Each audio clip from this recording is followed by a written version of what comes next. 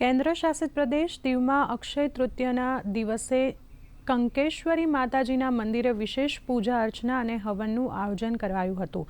મંદિરમાં ભાવિક ભક્ત દ્વારા માતાજીને 1001 લાડુનો પ્રસાદ તેમજ 21 કિલોનો પિત્તળનો ઘંટ અર્પણ કરાયો હતો। આ ઘંટનું પૂજન નગરપાલિકાના ઉપપ્રમુખ કરુણાબેન સોલંકી, ખારવા સમાજના પટેલ રવિન્દ્ર સોલંકીના સહિતના મહાનુભાવોના હસ્તે કરાયું હતું। ભાવિક ભક્તોએ વિશેષ પૂજનનો લાભ લીધો હતો તેમજ ચક્ર તીર્થ બીચ ઉપર આયોજિત મેળાની મજા પણ માણી હતી।